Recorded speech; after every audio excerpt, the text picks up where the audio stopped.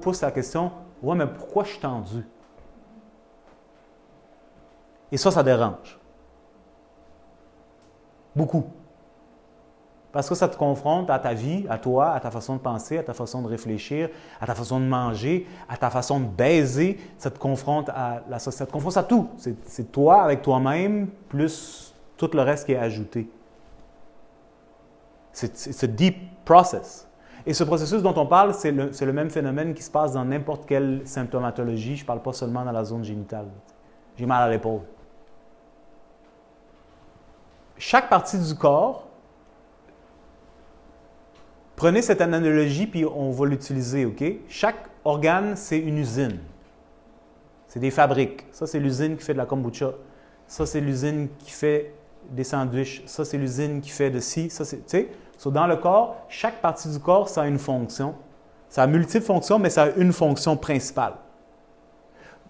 Pour que l'usine qui est faite de cellules fonctionne, bien, chaque cellule a besoin d'avoir tout ce qu'elle a besoin pour pouvoir être optimale. Est-ce que vous catchez? Donc, un utérus, c'est fait de millions de cellules et chacune de ces cellules sont des travailleurs qui ont besoin de bien manger, bien respirer, bien dormir, bien chier, puis bien baiser.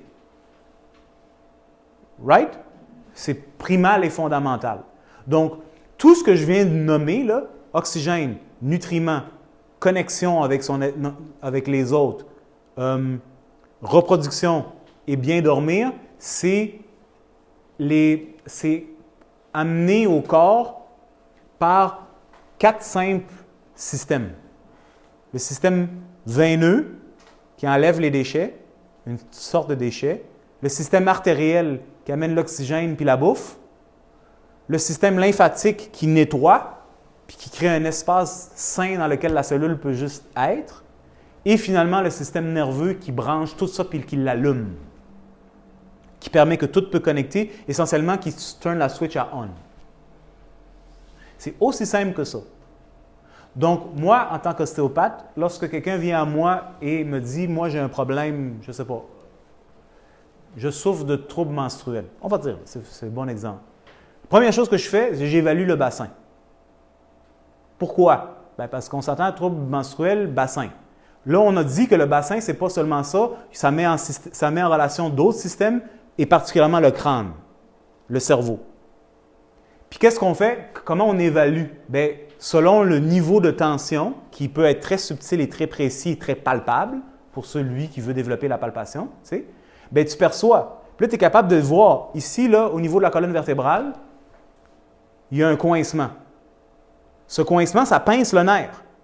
Toi, tu t'en fous. Oui, mais pas l'utérus. Parce que l'utérus reçoit son électricité par, ça c'est au niveau du sacrum par exemple, ici, reçoit ça par cette région-là des os. La moelle épinière, elle passe, puis elle s'exprime, puis elle fait elle s'allonge pour passer à travers des petits trous pour aller électrifier l'utérus. Puis là, cette zone squelettique, l'os, est compactée, écrasé et shifté. Donc, par conséquent, c'est d'une évidence appareille, puis ça se palpe, puis ça se touche, puis tu le vois dans les symptômes, bien, l'utérus ne reçoit pas l'allumation, il n'est pas activé d'une façon optimale. Donc, il est comme un peu endormi. Il n'est pas aussi sensible qu'il est censé être. Je ne parle pas sensible irrité. Ça veut dire online. Online. Donc, l'information que l'utérus communique, parce que l'utérus, c'est une machine intelligente, c'est brillant, ça a son cerveau, à sa façon, right? Qui communique un type d'information à l'organisme au complet, bien, le type de communication maintenant est affaibli. Pas capable de dire à tout le système qu'est-ce qui se passe parce que le système de communication est comme ça un peu. J'ai comme perçu quelque chose, mais je ne sais pas exactement c'est quoi. Il y a comme quelque chose de bizarre là-bas. Je ne catch pas, mais je ne sais pas. Mais je suis fatigué. Fuck this. J'ai pas d'énergie pour dealer avec ça. Vous suivez? Ensuite, prochaine chose que je vais aller faire, c'est que je vais aller évaluer, est-ce que ça circule? Le sang. Parce que le sang, c'est ce qui amène la vitalité, on appelle de l'oxygène, les nutriments, pour que les cellules qui font que l'utérus est qu'est-ce qu'elle est, travaille. Là, tu commences à évaluer, tu dis, revenons à l'artère de tantôt. Là, Ah, c'est cool ça. On revient à ça tantôt, OK? On continue un petit peu, OK? Lâche pas, toi. Tu vas pas partir à l'avance. Yo, qu'est-ce qui se passe, man? On se perd. Ah! OK, donc, je vous ai montré tantôt l'aorte, celle-là ici, vous vous souvenez? Qui monte. Est-ce que tout le monde se souvient un peu? Oui. Je sais que c'est un peu technique, mais la morale de l'histoire, c'est simple. Vous l'avez déjà catché. Donc là, ça passe par ici, ça. Mais ici, il y a toutes sortes d'organes qui peuvent coincer la libre circulation de ton artère. Si tu as trop de gaz, si ton système digestif est coincé, si ton foie n'est pas content, si ton estomac il est comme ça, ou il n'a pas digéré ce que tu as mangé il y a 2 semaines, tu sais, je veux dire, tout ça, ça taxe le système, ça gonfle, ça crée des modifications, ça se tord et ça finit par écraser des structures. Là, tu le sens, c'est très palpable qu'ici, il y a une gêne et donc, par conséquent, le sang n'arrive pas à rejoindre la zone de l'utérus de manière optimale. C'est pas qu'il n'y en a pas, il y en a. Mais au lieu d'avoir comme ça, il y en a comme ça. Ce qui implique que les cellules qui font l'utérus ne sont pas en train, en anglais on dit « they're not thriving », elles ne sont pas optimisées. Et donc, par conséquent, il y a beaucoup de déchets qui se créent parce que chaque cellule, c'est une usine, puis chaque cellule fait ses affaires, sans parler de l'organe qui est une usine aussi. Et là, on veut faire évacuer les déchets, puis là, on veut domper ça dans le fleuve Saint-Laurent, qui s'appelle le système veineux, mais le système veineux, il est coincé. Vous voyez, ça commence à stagner. Au lieu que ce soit un fleuve avec plein de belles choses qui poussent, ça commence à être stagnant. Ça commence à ralentir. Ça commence à pourrir. Ça commence à créer toutes sortes de bébites.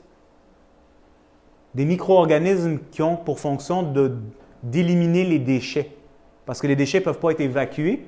Donc, il y a des micro-organismes qui commencent à prendre naissance là-dedans pour faire la job que le système n'est pas capable de faire. Là, on monte à la tête. Tout ça part du système nerveux central. Si maintenant mon cerveau, il est coincé, il est tendu, quelqu'un qui a des migraines, qu'est-ce que ça veut dire quelqu'un qui a mal à la tête? Je sais que c'est beaucoup, mais c'est la clé. Donnez-moi un petit instant, OK? Celui qui a la mal à la tête, c'est que c'est coincé dans sa tête. Je sais qu'on peut regarder ça de milliards de façons, mais en bout de la ligne, c'est ça. Le cerveau, qui est un organe vivant qui a besoin de sang et de tout ce qui est de bon dans la vie pour pouvoir fonctionner, son espace est trop écrasé. C'est tellement tendu que les os se compactent. Comme une cage thoracique, au lieu que ça fasse comme ça reste coincé. Mais le crâne, qui a aussi une capacité de bouger et s'exprimer, est figé. Ce qui squeeze sur le cerveau, qui fait que la circulation des liquides dans le cerveau, rappelez-vous, c'est une machine, est diminuée. Ce qui fait que ton cerveau commence à baigner dans de l'acidité. Ce qui fait que ton cerveau commence à ralentir dans sa façon de penser. Ce qui fait que les cellules, parce que ton cerveau est fait de cellules, j'ai besoin de quelque chose qui m'excite pour pouvoir me réveiller. Parce que je suis comme amorphe. Bien, ce cerveau-là, en dedans, dans le profond, comme on a dit, on a cette glande-là qui, elle, active tout ce système-là. Je parle du système de reproduction. Et bien entendu, tout ça, ça met en ligne de compte d'autres systèmes aussi. Le système rénal, le système ainsi de suite, ainsi de suite, ainsi de suite. Tout est connecté. Je voulais juste le simplifier. Donc, qu'est-ce que j'essaie de partager avec vous autres? 2 choses. Ici,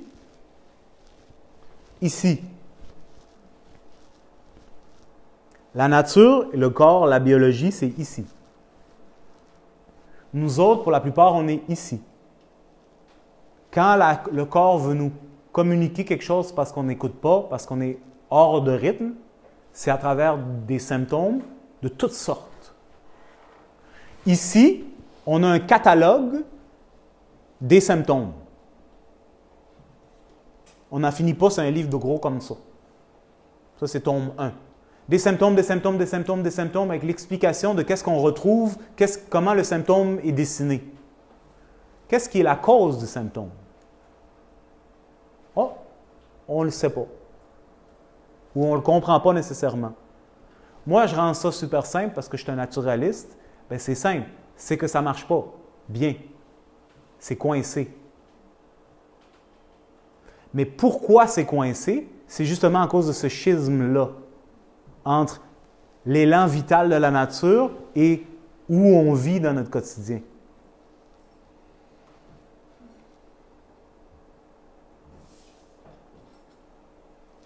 Tout dans la vie, pour être en santé, doit bouger.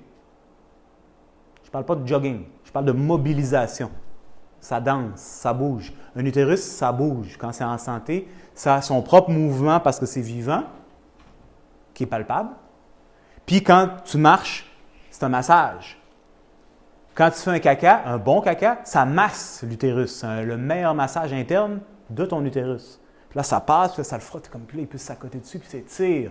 Bon caca. Quand tu fais pipi, toute la vessie fait comme puis là, ça tiraille toutes les facettes, puis c'est comme ah! Ouh! OK, c'est bon. C'est comme Je parle de ça comme j'ai un utérus. Mais je sais c'est quoi un bon pipi, par exemple.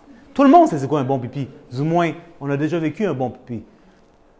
Tout ça pour arriver à dire la santé vient, l'expression de la santé, c'est dans la mobilité. La tension fige et empêche les organes, les tissus, les cellules de fonctionner comme il faut. C'est aussi simple que ça, même si on veut le compliquer. Un instant, après ça, je te laisse venir. Donc, la clé pour pouvoir diminuer sa symptomatique, si vous comprenez ce que je dis, puis ça fait du sens dans votre tête, là, parce que je vous présente une façon de voir les choses. C'est, oui, vous pouvez faire ce que vous voulez, c'est tout un art qu'il faut apprendre, mais c'est en détendant le corps pour que le système nerveux puisse fonctionner de manière optimale, pour que les liquides puissent fonctionner optimalement, pour que les déchets puissent sortir du corps comme il faut, pour permettre à la vitalité de circuler, qui va par défaut diminuer les symptômes facilement de 80 %. Facilement de 80 %. Il faut que tu veuilles ça, par exemple. Le processus de relaxation, maintenant, c'est une job. Et la raison pourquoi c'est complexe, c'est à cause de ça ici. Il y a où on est plugué, puis qu'est-ce qu'on croit, et il y a le rythme de la nature. Et apprendre à danser à ce rythme-là, c'est un apprentissage qu'aujourd'hui, pour la plupart d'entre nous, c'est complexe. Moi, je peux faire du jogging, puis essentiellement, c'est mes deux hanches qui font ça, mes bras un petit peu, puis tout mon thorax ainsi que les organes internes peuvent être fixés et figés. Puis je peux jogger. Quand je parle de mobilité, je parle d'une mobilité viscérale interne qui n'est pas donnée parce que je fais du jogging. Ce n'est pas que le jogging ne peut pas aider. C'est clair qu'un exercice va créer un certain mouvement sanguin par défaut et tu vas solliciter certaines articulations, c'est sûr. Mais par exemple, quand tu as des vertèbres qui sont coincées, bien, tu vas jogger pendant 100 ans, tu ne vas jamais vraiment solliciter ces vertèbres parce que ton corps compense pour pas que tu stimules ça. Donc, la zone en question, oui, bien sûr, parce que là, tu as augmenté la circulation sanguine d'ici à là. Elle va recevoir plus de sang oxygéné parce que tu as créé une action. Excellent. Mais la zone respectueuse n'est pas détendue par défaut. Puis quand toi, tu parles de migraine sportive, bien, ça veut dire que ton système de pression interne, ça monte vite la pression. Dès que tu crées une action sportive, parce que on s'entend, le sport, c'est pas je marche, je pousse. Donc, au lieu d'aller à un rythme comme ça, je vais comme ça. Donc, tu demandes à ton système pousse, ça augmente les actions qui montent la pression et ta migraine sportive, c'est un symptôme qui dit que le corps n'a pas la capacité de ménager cette pression-là. Tu vois ce que je veux dire? C'est par défaut que tu as mal à la tête. Parce que ça circule tellement, ça pousse contre une paroi. Là, tu sais que j'ai mon cerveau, je crée une action. C'est pas je marche, tu pousses. Puis là, ta tête dit, on va courir 2 km, 5 km. Là, tu pousses, tu pousses, tu pousses, tu pousses, tu pousses, tu pousses. Puis tu pousses malgré l'inconfort. Puis là, à un moment donné, bien, ça crée une circulation, on s'entend. Puis là, la circulation, parce que la pression monte, ça se faufile à travers les tensions du cou. Puis là, ça rentre dans le crâne. Mais le crâne, il est comme ça, il est fixé. Il n'y a pas cette ampleur articulaire, il n'est pas capable de respirer. Donc là, tu viens de demander un apport sanguin supérieur. Tu viens d'amener comme ça plus de sang que d'habitude dans un espace qui ne s'adapte pas. Donc, par défaut, ça fait de la pression. Puis toi, tu vas vivre ça comme une migraine. C'est pas une migraine sportive, bien, c'est une migraine sportive, mais c'est ridicule. C'est ton système te montre, il y a des zones qui sont tendues, particulièrement ton crâne. Probablement, si on regarde plus, tu vas voir, ça va être connecté au niveau du cou. On va descendre au niveau du sacrum, tu vas voir au niveau du coccyx. Au niveau du sacrum, c'est figé, ce qui crée une tension, une fixité au niveau de la colonne vertébrale. Puis donc, le corps n'a pas la mobilité pour pouvoir recevoir cette intensité.